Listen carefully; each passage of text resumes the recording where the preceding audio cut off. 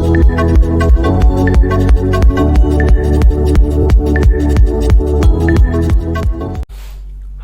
Everyone, welcome to free education. आज की class में हम लोग पढ़ने वाले हैं आयनिक बॉन्ड। आयनिक बॉन्ड बहुत ही इंपॉर्टेंट टॉपिक है, ठीक है।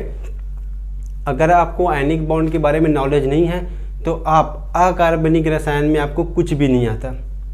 बिना आयनिक बॉन्ड या फिर आयनिक बंध के आप अकार्बनिक रसायन को पढ़ ही नहीं सकते हो, ठीक है। तो मैंने इससे पहले आपको वैलेंस शेल और वैलेंस इलेक्ट्रॉन के बारे में बताया, ठीक है।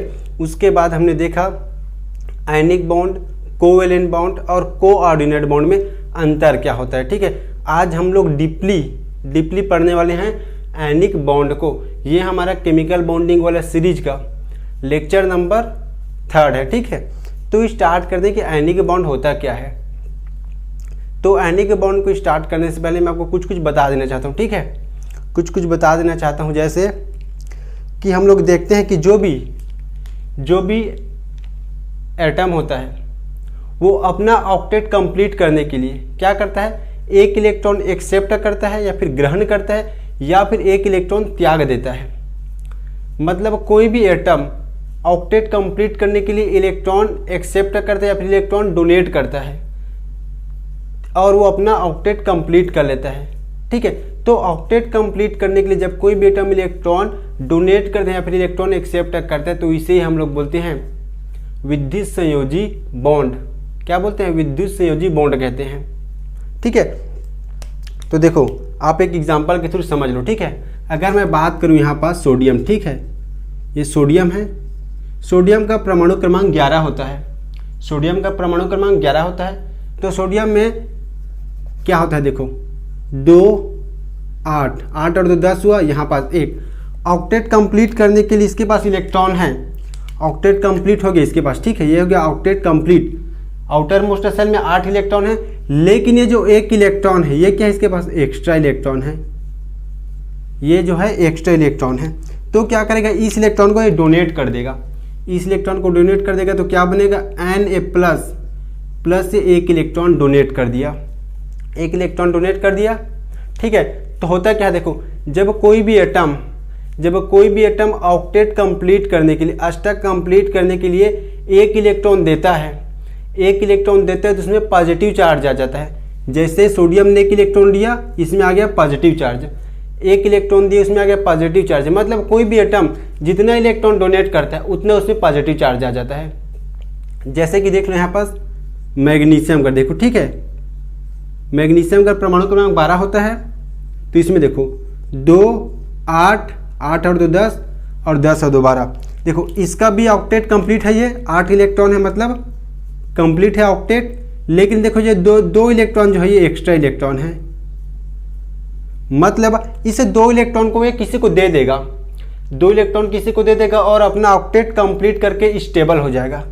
मतलब ये क्या बनाएगा, देखो Mg2+ 2 इलेक्ट्रॉन। मतलब कोई भी एटम जितना इलेक्ट्रॉन डोनेट करेगा, जितना इलेक्ट्रॉन देगा, उतना ही उस एटम पर पॉजिटिव चार्ज आ जाएगा। सोडियम 1 इलेक्ट्रॉन दिया, 1 पॉजिटिव चार्ज आ गया। मैग्नीशियम 2 इलेक्ट्रॉन दिया, 2 पॉजिटिव चार्ज आ गया। अब देखो 8 और 2 10, 2 इलेक्ट्रॉन तो दे दिए, इसके पास कितना बचा है, 10 इलेक्ट्रॉन। तो इसके पास है आपका 10 इलेक्ट्रॉन है अभी। इसको आप ऐसा करो, ठीक है। ये हो जाएगा आपका 2 और हो जाएगा ये 10 और 2 और ये हो जाएगा 8, सॉरी 2 हो जाएगा और ये हो जाएगा 8। तो ऐसा किसका होता है, ऐसा होता है आपका नियॉन का। नियॉन का विन्यास ये ले लिया, ठीक है, नियॉन का विन्यास ले लिया। वैसे ही यहाँ देखो 2 और 8 10 हुआ, 10 किसका होता है, नियॉन का। ये भी नियॉन का विन्यास ले लिया। तो ये जो दोनों एटम हैं, सोडियम 1 इलेक्ट्रॉन डोनेट करके ऑक्टेट कंप्लीट कर लिया, नियॉन का इलेक्ट्रॉनिक कॉन्फ़िगरेशन ले लिया। नियॉन का इलेक्ट्रॉनिक कॉन्फ़िगरेशन इसलिए क्योंकि नियॉन बहुत ही स्टेबल होते हैं। उसी प्रकार मैग्नीशियम अपना 2 इलेक्ट्रॉन डोनेट कर देता है और नियॉन का इलेक्ट्रॉनिक कॉन्फ़िगरेशन ले लेता है, ठीक है। तो जो भी एटम इलेक्ट्रॉन डोनेट करता है या फिर इलेक्ट्रॉन देता है उसे हम लोग क्या बोलते हैं, इलेक्ट्रॉन धनी बोलते हैं। क्या बोलते हैं, इलेक्ट्रॉन धनी। ये क्या है, इलेक्ट्रॉन धनी है। और जिस एटम में इलेक्ट्रॉन डोनेट करने की प्रवृत्ति बहुत ज़्यादा होती है, जिस एटम में इलेक्ट्रॉन डोनेट के करने की प्रवृत्ति बहुत ज़्यादा होती है, इसे हम लोग प्रबल विद्युत धनी कहते हैं। क्या बोलते हैं इसे हम लोग? प्रबल विद्युत धनी। ये हो जाएगा आपका प्रबल विद्युत धनी। क्या है ये? प्रबल विद्युत धनी, क्योंकि इसके पास इलेक्ट्रॉन है, इसमें डोनेट करने की कैपेसिटी है, ये अपने इलेक्ट्रॉन डोनेट कर रहा है। तो आप ये बताएं कि सोडियम ज़्यादा इलेक्ट्रॉन धनी कि मैग्नीशियम? तो हमें देख के पता चले कि सोडियम से ज़्यादा मैग्नीशियम इलेक्ट्रॉन धनी, क्योंकि इसके पास 2 इलेक्ट्रॉन है। पहला रीज़न हो गया कि ये ज़्यादा इलेक्ट्रॉन धनी है। दूसरा, इसका साइज बड़ा है। अगर सोडियम का साइज ऐसा है तो मैग्नीशियम का साइज ऐसा है, मतलब मैग्नीशियम का साइज बड़ा है और बड़ा होने के कारण ये अपना इलेक्ट्रॉन इजीली डोनेट कर देता है। तो ये तो हो गया आपका इलेक्ट्रॉन धनी। ठीक है, अब इसमें कुछ एटम ऐसा भी होता है जो इलेक्ट्रॉन एक्सेप्ट करके अपना ऑक्टेट कंप्लीट कर लेता है। क्या करता है? इलेक्ट्रॉन एक्सेप्ट करके अपना ऑक्टेट कंप्लीट कर लेता है। जैसे देखो, जैसे यहाँ पास क्लोरीन का देखो, ठीक है, क्लोरीन का कितना है? परमाणु क्रमांक 17 है। तो यहाँ देखो 2 8 8 और 2 10 हुआ, और 10 और 7 17 17 हो गया। मतलब इसको ऑक्टेट कंप्लीट करने के लिए, इसको ऑक्टेट कंप्लीट करने के लिए क्या चाहिए? 1 इलेक्ट्रॉन चाहिए इसको। 1 इलेक्ट्रॉन की नीड है इसको, 1 इलेक्ट्रॉन की आवश्यकता है इसको। तो ये क्या करेगा? ये क्या करेगा? किसी से भी 1 इलेक्ट्रॉन ले लेगा। कैसे लेगा? देखो, ये हो जाएगा क्लोरीन, ठीक है, प्लस 1 इलेक्ट्रॉन ले लिया, ठीक है, और ये क्या बन गया? Cl माइनस 1 इलेक्ट्रॉन ले लिया। तो इसका ऑक्टेट कैसे हो जाएगा? देखो 2 8 और 8 8 2 10 10 और 18। मतलब देखो यहाँ 7 था, अब ये हो गया 8, मतलब ऑक्टेट कंप्लीट हो गया और ये स्टेबल हो गया। मतलब कुछ एटम ऐसे होते हैं जो किसी दूसरे एटम से इलेक्ट्रॉन लेकर अपना ऑक्टेट कंप्लीट कर लेते हैं और ऑक्टेट कंप्लीट करके स्टेबल हो जाते हैं, क्योंकि ये जो है ये किसका इलेक्ट्रॉनिक कॉन्फ़िगरेशन ले लिया? ऑर्गन का। ऑर्गन का ले लिया। ऑर्गन का परमाणु क्रमांक 18 होता है, इसके पास 18 इलेक्ट्रॉन है। मतलब ये क्या है? स्टेबल है। मतलब क्या है? ये स्टेबल है। इसके पास कितना है? 10 होता है, मतलब इसके पास 10 इलेक्ट्रॉन है नियॉन के पास, और नियॉन भी स्टेबल होता है। तो ऐसा होता है, मतलब कुछ एटम अपना ऑक्टेट कंप्लीट करने के लिए या फिर इलेक्ट्रॉन दे देते हैं या फिर किसी से अपना इलेक्ट्रॉन ले लेते हैं। तो जो एटम ऐसा करता है उसे हम लोग बोलते हैं विद्युत संयोजी एटम। क्या बोलते हैं? विद्युत संयोजी एटम बोलते हैं। मतलब अगर मैं बात करूं कि क्लोरीन की संयोजकता कितनी है, तो क्लोरीन की संयोजकता 1 है, क्योंकि इसको 1 इलेक्ट्रॉन की आवश्यकता है, मतलब ये 1 ही बॉन्ड बनाएगा। 1 बॉन्ड की आवश्यकता है, मतलब 1 ही बॉन्ड बनाएगा। क्लोरीन की संयोजकता 1 है। सोडियम की संयोजकता 1 है, क्योंकि ये 1 इलेक्ट्रॉन डोनेट कर रहा है। मैग्नीशियम की संयोजकता 2 है, क्योंकि मैग्नीशियम 2 इलेक्ट्रॉन डोनेट कर रहा है। ठीक है, तो आप अगर लिखना चाहो आयनिक बंध की परिभाषा, तो आप कुछ इस प्रकार लिख सकते हो कि जब कोई भी परमाणु इलेक्ट्रॉन डोनेट करता है, इलेक्ट्रॉन देता है या फिर इलेक्ट्रॉन लेता है, तो उसमें पॉजिटिव चार्ज और निगेटिव चार्ज आ जाता है। मतलब ये आयंस के फॉर्म में आ जाता है, और इन आयंस के मध्य जो स्थिर विद्युत आकर्षण बल होता है, जिसके कारण ये आयन एक दूसरे को आकर्षित करते हैं, इस बल को ही विद्युत स्थिर आकर्षण बल कहते हैं। और इस पूरे प्रक्रिया में जो बॉन्ड का फॉर्मेशन होता है उसे हम लोग आयनिक बॉन्ड कहते हैं। आयनिक बॉन्ड इसलिए बोलते हैं क्योंकि फॉर्म किसके बीच में बन रहा है? आयनों के बीच में बन रहा है। बॉन्ड आयनों के बीच में बन रहा है। जैसे कि देखो यहाँ पास देखो, यहाँ पास क्या है? सोडियम। ठीक है, सोडियम में प्लस चार्ज है, क्लोरीन में माइनस चार्ज है। इन दोनों के बीच में एक आकर्षण होता है, इन दोनों के बीच में आकर्षण होते हैं, जिसे हम लोग स्थिर विद्युत आकर्षण बल कहते हैं। क्या बोलते हैं हम लोग इसे? स्थिर विद्युत आकर्षण बल कहते हैं। अब देखो ये बल किसके बीच में है? ये बल इन दोनों आयंस के बीच में है, और ये आयंस के बीच में जो बल लगता है, इसीलिए हम लोग आयन के बीच में जो बल लगता है और बॉन्ड फॉर्मेशन होता है, इसीलिए हम लोग इसे आयनिक बंध कहते हैं। आयनिक बंध कहते हैं। इसे हम लोग एक और नाम से जानते हैं, वो क्या है? इलेक्ट्रोवैलेंट बॉन्ड के नाम से जानते हैं। इसे हम लोग इलेक्ट्रोवैलेंट बॉन्ड के नाम से जानते हैं। ठीक है, तो ये तो हो गया आपका आयनिक बॉन्ड। ठीक, अब इसमें हम लोग कुछ कुछ एग्जाम्पल कर लेते हैं, जिससे हमको बहुत बढ़िया से समझ आ जाएगा। ठीक है,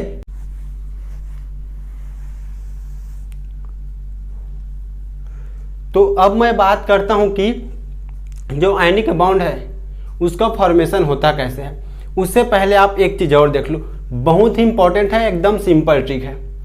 सबसे पहले यहाँ मैंने आपको बताया था कि ग्रुप वन में कौन कौन सा आ जाता है आपका, सोडियम वाले है जितने भी है, सोडियम वाले जो लाइन है, सोडियम वाले ग्रुप में जितने भी एलिमेंट है सभी एलिमेंट एक इलेक्ट्रॉन डोनेट करते हैं, क्योंकि इसके आउटर मोस्ट सेल में एक ही इलेक्ट्रॉन होते हैं। इसमें क्या आ जाएगा, सोडियम के बाद क्या आ जाएगा, पोटेशियम, ठीक है, रुबिडियम, सीजियम, ठीक है, ये सब आ जाएगा, इसमें ये आ जाएगा।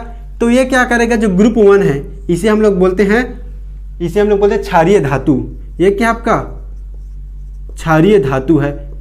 तो जितने भी क्षारीय धातु होता है वो सिर्फ एक इलेक्ट्रॉन डोनेट करता है, सिर्फ एक इलेक्ट्रॉन देता है। उसी प्रकार ये क्या आपका ग्रुप 1 है, ये है आपका ग्रुप 1। और जो आपका ग्रुप 2 है, मतलब ग्रुप 2 में क्या आ जाएगा आपका, ग्रुप 2 में आ जाएगा आपका बेरिलियम, मैग्नीशियम, कैल्शियम, ये सब जितने भी आपके ग्रुप 2 में है ये आपका 2 इलेक्ट्रॉन डोनेट करता है। 2 इलेक्ट्रॉन क्या करता है, डोनेट करता है। मैंने आपको बताया कि मैग्नीशियम 2 इलेक्ट्रॉन देता है, सोडियम 1 इलेक्ट्रॉन देता है। अगर मैं उस ग्रुप के किसी एक तत्व की अगर बात करता हूं तो आप समझ जाना कि जो उस ग्रुप के एक तत्व के लिए एप्लीकेबल है वही उस ग्रुप के पूरे तत्व के लिए भी एप्लीकेबल होगा। आप लोग ये मत सोचना कि मैं ग्रुप के अगर मान लो ग्रुप 1 के अगर सोडियम की बात कर रहा हूं तो आप लोग समझ जाना कि मैं सोडियम, पोटेशियम, रुबिडियम और सीजियम सभी के लिए वही रूल फॉलो होगा। एक ग्रुप में अगर एक तत्व के बारे में आप जान गए मतलब आप उस ग्रुप के सभी तत्वों को आप बता सकते हो। उसी प्रकार समझ लो कि जो हाइड्रोजन होता है वो हमेशा एक बॉन्ड बनाता है। हाइड्रोजन क्या करता है, एक बॉन्ड बनाता है। जो आपका हाइड्रोजन फैमिली है, फ्लोरीन, क्लोरीन, ब्रोमीन, आयोडीन, ये भी एक बॉन्ड बनाता है। ये भी क्या करता है, एक बॉन्ड बनाता है। ठीक है, तो ये आपको बहुत ही बेसिक जानकारी है जो आपको पता होनी चाहिए। उसी प्रकार जो आपका बोरॉन फैमिली है, जो आपका बोरॉन फैमिली से बोरॉन, एल्यूमिनियम ये सब आएगा। ये जो आपका बोरॉन वाला जो फैमिली है ये क्या करेगा, ये मात्र 3 बॉन्ड बनाता है। ये हमेशा और मात्र 3 ही बॉन्ड बनाता है। बोरॉन फैमिली क्या करता है, 3 बॉन्ड बनाता है। ये आपको पता होनी चाहिए। कार्बन वाला जो फैमिली है, कार्बन वाले जो ग्रुप है, जितने भी कार्बन वाले ग्रुप में हमेशा वो 4 बॉन्ड बनाएगा। तो ये सब आपको पता होनी चाहिए। ये सब बिल्कुल बेसिक है। ठीक है, ये सब क्या है, बिल्कुल बेसिक है। बहुत गर्मी है यार, है ना, बहुत ज़्यादा गर्मी है। अब मैं स्टार्ट करता हूँ कि जो एटम होता है उसके बीच में आयनिक बॉन्ड बनता कैसे है। ठीक है, जो एटम होता है उसके बीच में आयनिक बॉन्ड बनता कैसे, ये हम लोग देखेंगे। तो इसके लिए मैं इसको मिटा देता हूं। ठीक है,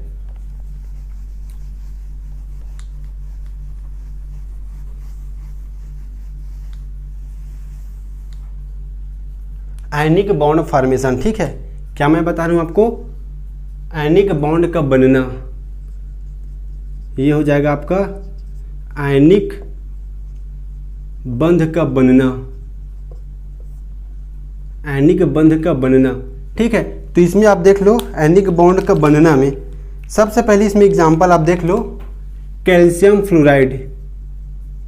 ये बनता कैसे, कैल्शियम क्या है, ग्रुप नंबर 2 का एलिमेंट है। मतलब कैल्शियम हमेशा 2 इलेक्ट्रॉन डोनेट करेगा। कैल्शियम क्या करेगा, 2 इलेक्ट्रॉन डोनेट करेगा। तो देखो कैल्शियम में होता कैसे है, ये हो गया कैल्शियम। ठीक है, कैल्शियम हो गया। कैल्शियम का परमाणु क्रमांक 20 होता है। तो इसमें क्या हो जाएगा, 2 8 8 और 2 10 और 10 8 18। अब ये जो 2 इलेक्ट्रॉन है ये क्या है, एक्स्ट्रा इलेक्ट्रॉन है। ये जो 2 इलेक्ट्रॉन है इसके पास, ये एक्स्ट्रा इलेक्ट्रॉन, इस इलेक्ट्रॉन को ये क्या करेगा, दान कर देगा ये, क्योंकि इसके पास ज़्यादा है। तो क्या बनेगा, ये Ca2 + 2 8 8। अब ये स्टेबल है और ये आर्गन का विन्यास प्राप्त कर लिया। किसका विन्यास प्राप्त कर लिया, ऑर्गन का। ठीक है, उसी प्रकार जो फ्लोरीन है, फ्लोरीन के मैंने आपको बताया कि फ्लोरीन का कितना होता है, 9 होता है। 2 और यहाँ हो जाएगा 7। 7 और 2 9 हुआ, फ्लोरीन का 9 होता है। तो ये क्या करेगा, फ्लोरीन कहीं से भी एक इलेक्ट्रॉन ले लेगा, कहीं से भी एक इलेक्ट्रॉन ले लेगा, ठीक है। और ये हो जाएगा आपका F- मतलब 2 और 8, ये इस प्रकार का हो जाएगा। मतलब कहीं से ये एक इलेक्ट्रॉन ले लिया है, कहीं से क्या किया है, ये यहाँ पास 2 इलेक्ट्रॉन, ठीक है, यहाँ पास ये 2 इलेक्ट्रॉन डोनेट किया है। और फ्लोरीन आप इसे ऐसा कर लो, ठीक है, मतलब ये कहीं से एक इलेक्ट्रॉन ले रखा है फ्लोरीन, ठीक है। तो कैल्शियम फ्लोराइड बनेगा कैसे, तो देखो ये हो गया आपका 2 इलेक्ट्रॉन दे रखा है कैल्शियम, और जो फ्लोरीन है, फ्लोरीन जो है 1 इलेक्ट्रॉन, मतलब इसका 2 इलेक्ट्रॉन में से 1 इलेक्ट्रॉन ये फ्लोरीन ले रखा है, 1 इलेक्ट्रॉन ये फ्लोरीन ले रखा है। अब इन दोनों के बीच में एक अट्रैक्शन होता है, जिसे मैंने को क्या बोला है, इलेक्ट्रोस्टैटिक फोर्स, स्थिर विद्युत आकर्षण बल, जिसके कारण यहाँ बनेगा आपका कैल्शियम फ्लोराइड। ये हो गया आपका कैल्शियम फ्लोराइड, ऐसा बनता है कैल्शियम फ्लोराइड। उसी प्रकार देख लो मैग्नीशियम ऑक्साइड कैसे बनता है, MgO। मैग्नीशियम 2 इलेक्ट्रॉन डोनेट करता है आपका, तो ये बन जाएगा Mg, ठीक है, Mg2 प्लस 2 इलेक्ट्रॉन डोनेट कर दिया। और ऑक्सीजन क्या करता है, ऑक्सीजन क्या करता है, ऑक्सीजन, ये जो ऑक्सीजन है ये इसका 2 इलेक्ट्रॉन ले लेता है, मतलब यहाँ जाएगा O2 माइनस, मतलब इसके पास 2 इलेक्ट्रॉन की कमी है और ये इन दोनों इलेक्ट्रॉन को ले रखा है। तो क्या होगा, इन दोनों के बीच मतलब Mg2 प्लस O2 माइनस, इन दोनों के बीच में अट्रैक्शन होता है और हमें मिलता है ये MgO, मतलब मैग्नीशियम ऑक्साइड हमें मिलता है। ये आपको समझ आ गया, बहुत बढ़िया। इसी प्रकार आप एक एग्जांपल और देख लो इसमें, ठीक है, एक एग्जांपल और देख लो, बहुत ही सिंपल सा एग्जांपल है, छोटा सा, ठीक है। अब हम लोग बात करने वाले एल्यूमिनियम ट्राइक्लोराइड। क्या मैं बात कर रहा हूँ, एल्यूमिनियम ट्राइक्लोराइड। ये हो गया आपका एल्यूमिनियम, ये हो गया ट्राइक्लोराइड। मैंने आपको क्या बताया, एल्यूमिनियम किस फैमिली का है, बोरॉन फैमिली का है, और बोरॉन फैमिली हमेशा 3 इलेक्ट्रॉन डोनेट करता है। जैसे देख लो क्या हो जाएगा इसमें, ये हो जाएगा Al3, ठीक है, Al3। उसके बाद यहाँ जाएगा Cl1 माइनस, फिर Cl माइनस, यहाँ Cl माइनस।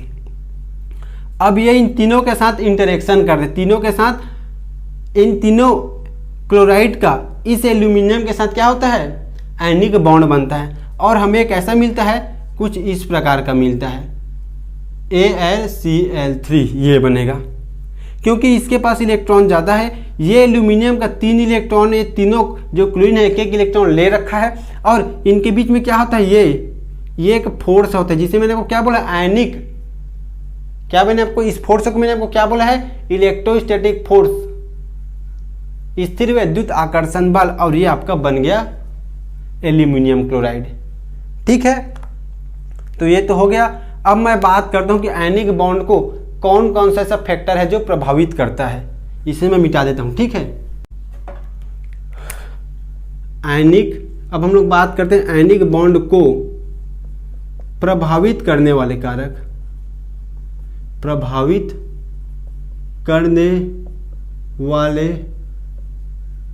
कारक क्या हो जाएगा, क्या हो जाएगा, आयनिक बॉन्ड को प्रभावित करने वाले कारक में, इसमें हो जाएगा आपका आयनन ऊर्जा, इलेक्ट्रॉन बंधुता, ठीक है, आयनन ऊर्जा हो जाएगा, इलेक्ट्रॉन बंधुता हो जाएगा, और क्या हो जाएगा, इलेक्ट्रोनिगेटिविटी और जालक ऊर्जा, ठीक है। Factor affecting of ionic bond, ठीक है। तो कौन कौन सा फैक्टर जो आयनिक बॉन्ड को अफेक्ट करता है, पहला हो जाएगा आयनन ऊर्जा, आयनन ऊर्जा, जिसको लग रहा है कि इससे पहले मैं जो बताया उतना आयनिक बॉन्ड के लिए या फिर आयनिक बंध के लिए काफ़ी है करके, तो आप गलत फहमी में हो, क्योंकि ये आपका आयनिक बॉन्ड का मेन जो उसका कंटेंट है वो ये है, factor affecting of ionic bond, ठीक है। तो इसे आपको जानना बहुत जरूरी है। तो आयनन ऊर्जा होता क्या है, मैंने आपको आयनन ऊर्जा को लेके एक पर्टिकुलर वीडियो प्रोवाइड कराया, ठीक है। इसमें मैंने आपको क्या बताया है कि किसी भी एलिमेंट के आउटर मोस्ट सेल से, किसी भी एलिमेंट के संयोजी कोश से 1 इलेक्ट्रॉन निकालने के लिए जितनी ऊर्जा की आवश्यकता होती है, जितनी ऊर्जा की आवश्यकता होती है उसे हम लोग बोलते हैं आयनन ऊर्जा। मतलब कोई भी परमाणु के इलेक्ट्रॉन्स को निकालने के लिए हमें जितनी कम ऊर्जा की आवश्यकता होगी उसकी आयनन ऊर्जा उतनी ही कम होगी। मतलब आयनन ऊर्जा कम होने से आयनिक बॉन्ड बढ़ जाता है। क्या हो जाएगा? आयनन ऊर्जा। ठीक है, आयनन ऊर्जा क्या होने से? कम होने से। आयनन ऊर्जा कम होने से क्या हो जाएगा आपका? आयनिक बॉन्ड बढ़ जाएगा। मतलब आयनिक बंध के बनने की जो प्रोबेबिलिटी है वो बढ़ जाएगी। क्या हो जाएगी? आयनिक बॉन्ड बनने की प्रोबेबिलिटी बढ़ जाएगी। मतलब स्ट्रॉन्ग या फिर मजबूत आयनिक बॉन्ड बनेगा, या फिर आयनिक बॉन्ड जल्दी बनेगा, आप जैसे भी समझ लो। क्या हो जाएगा? आयनन ऊर्जा कम होने से क्या बढ़ जाएगा? आयनन ऊर्जा कम होने से आयनिक बॉन्ड ज़्यादा मजबूत बनेगा। क्या बनेगा? आयनन ऊर्जा कम होने से आयनिक बॉन्ड। आयनन ऊर्जा कम होगा तो क्या होगा आपका? आयनिक। ठीक है, आयनिक बंध मजबूत बनेगा। क्या बनेगा? मजबूत, मतलब स्ट्रांग बनेगा। क्या बनेगा? स्ट्रांग बनेगा। आयनन ऊर्जा कम होने से आयनिक बंध स्ट्रांग बनता है। दूसरा हो जाएगा आपका इलेक्ट्रॉन बंधुता। यह हो जाएगा इलेक्ट्रॉन बंधुता। इलेक्ट्रॉन बंधुता मैंने आपको क्या बताया कि किसी भी एलिमेंट के आउटर मोस्ट सेल में एक इलेक्ट्रॉन डालने से जितनी ऊर्जा उत्पन्न होती है, किसी भी एलिमेंट के आउटर मोस्ट सेल में एक इलेक्ट्रॉन डालने से जितनी ऊर्जा उत्पन्न होती है उसे हम लोग बोलेंगे इलेक्ट्रॉन बंधुता। उसे हम लोग क्या बोलेंगे? इलेक्ट्रॉन बंधुता। मतलब उस एटम का साइज जितना छोटा होगा, इलेक्ट्रॉन्स को उतना जल्दी अट्रैक्ट करेगा। ये अगर कोई एटम है, ठीक है, और ये इलेक्ट्रॉन है, तो इसका साइज जितना कम रहेगा ये इस इलेक्ट्रॉन को बहुत जल्दी अट्रैक्ट करेगा। और बहुत जल्दी अट्रैक्ट करने से क्या होगा? इसमें जो इलेक्ट्रॉन बंधुता की वैल्यू है वो बढ़ जाएगा। इलेक्ट्रॉन बंधुता की वैल्यू बढ़ जाएगा, मतलब ऊर्जा कम उत्पन्न होगा। जितना कम ऊर्जा उत्पन्न होगा आयनन बॉन्ड या फिर आयनिक बॉन्ड उतना ही जल्दी बनेगा। बंधुता का मान कम होने से आयनिक बॉन्ड बहुत जल्दी बनता है। मतलब आयनिक बॉन्ड मजबूत बनता है। आयनिक बॉन्ड क्या बनता है? मजबूत बनता है। तीसरा आ जाएगा आपका इलेक्ट्रोनिगेटिविटी। क्या हो जाएगा आपका? इलेक्ट्रोनिगेटिविटी, विद्युत ऋणात्मकता। यह हो जाएगा विद्युत ऋणात्मकता। ठीक है, मतलब जो दो एटम जो जुड़ रहे हैं उन दोनों के बीच में जितना ज़्यादा इलेक्ट्रोनिगेटिविटी डिफरेंस होगा, आयनिक बॉन्ड उतना ही मजबूत बनेगा। आयनिक बॉन्ड उतना ही मजबूत बनता है। पूरे पीरियोडिक टेबल में अगर मैं बात करूं, पूरे पीरियोडिक टेबल में तो सबसे ज़्यादा इलेक्ट्रोनिगेटिव एटम है फ्लोरीन। सबसे ज़्यादा इलेक्ट्रोनिगेटिव एटम है फ्लोरीन और सबसे कम इलेक्ट्रोनिगेटिव एटम है आपका सीजियम। इसीलिए सीजियम और फ्लोरीन का बॉन्ड सबसे ज़्यादा मजबूत बनता है। क्या है ये? बहुत ही मजबूत बॉन्ड बनता है। क्या बनता है? बहुत।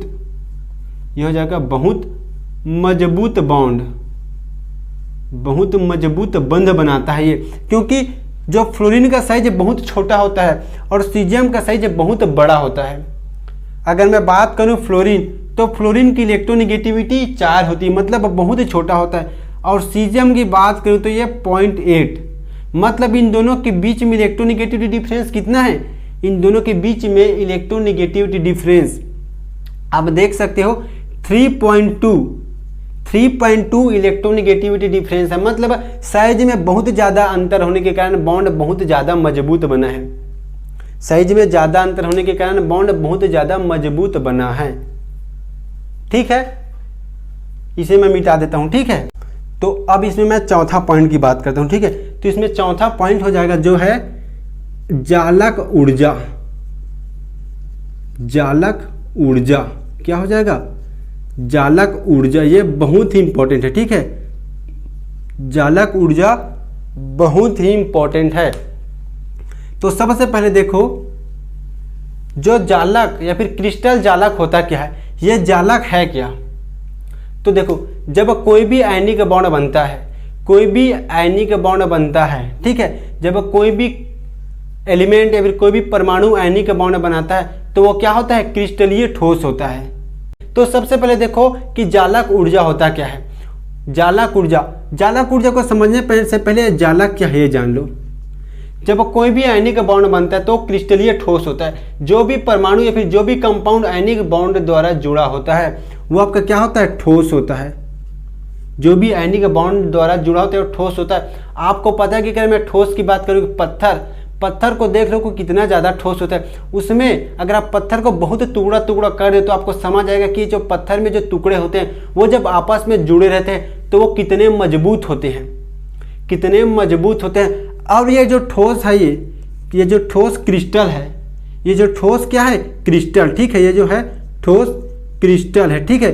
ये जो ठोस क्रिस्टल है ये मजबूत कब होगा? जब इसके आयन में चार्ज, मतलब चार्ज ज़्यादा होगा। पहला, जब इसके आयन में चार्ज ज़्यादा होगा तो ये बहुत अट्रैक्ट करेगा एक दूसरे को बहुत आकर्षित करेगा और बहुत मजबूती से जोड़ के रखेगा। लेकिन जब इसमें चार्ज कम होगा तो ये दूर दूर जाना चाहेगा, एक दूसरे से दूर दूर जाना चाहेगा, मतलब ये लूजली बाउंडेड रहेगा, मतलब ये उतना मजबूती से बॉन्ड नहीं बनाएगा। तो सबसे पहला क्या है? आयन मतलब चार्ज। आयन में चार्ज जितना ज़्यादा होगा वो उतना ही मजबूत होगा। दूसरा, साइज। जितना कम साइज होगा वो उतना ही ज़्यादा मजबूत होगा। जितना कम साइज होगा वो उतना ही ज़्यादा मजबूत होगा, क्योंकि साइज जितना छोटा होगा। मैं आपको बोलूँ कि इसमें मजबूत क्या है ये आप बताइए, ठीक है। मैं आपको दो स्ट्रक्चर दे रहा हूँ, आप बताइए कि इन दोनों में मजबूत कौन सा है।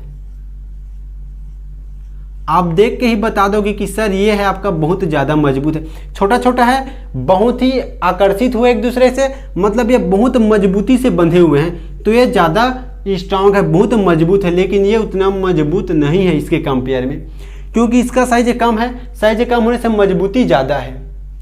तो जब कोई भी क्रिस्टलीय ठोस आपस में इस प्रकार से जुड़े होते हैं तो इसे हम लोग बोलते हैं जालक। क्या बोलते हैं हम लोग? क्रिस्टलीय जालक बोलते हैं। क्रिस्टल फॉर्म में होते हैं और एक दूसरे से जुड़ा होता है, तब हम इसे बोलते हैं क्रिस्टल जालक। अब देखो, क्रिस्टल जो जालक ऊर्जा है, ये जो जालक ऊर्जा ये होता क्या है? देखो, हम क्या करते हैं, बहुत सारे पत्थर के टुकड़े को मैंने तोड़ दिया। एक पत्थर था, उसको टुकड़ों में मैंने तोड़ दिया।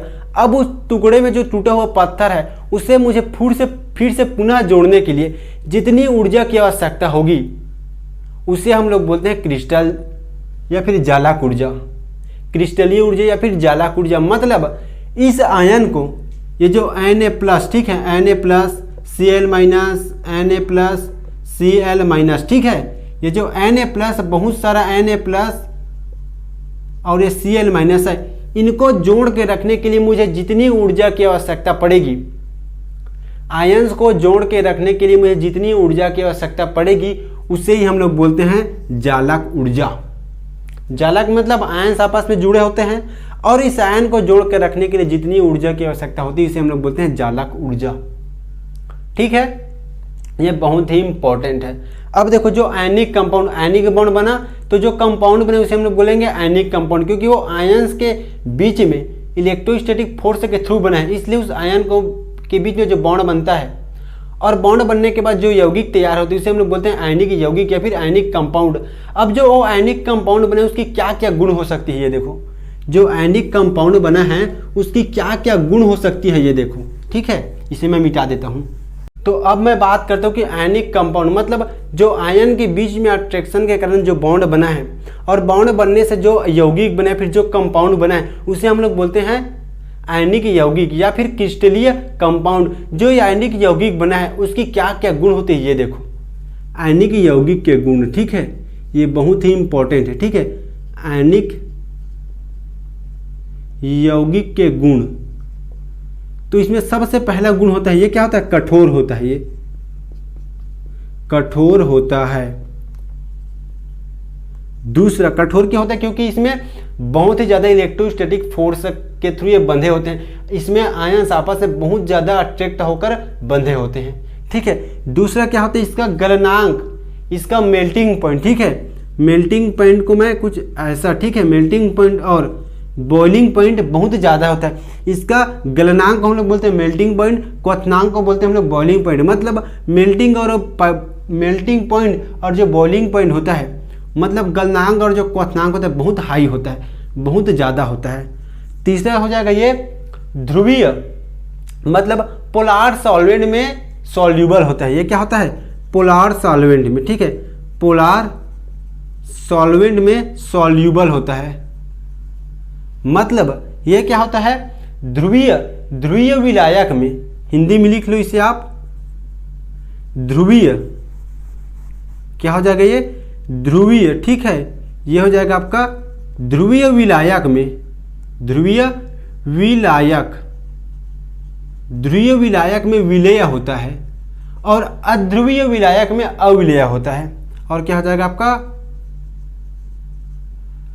अध्रुवीय, ठीक है, अध्रुवीय, ये हो जाएगा आपका अध्रुवीय विलायक में अविलेय होता है,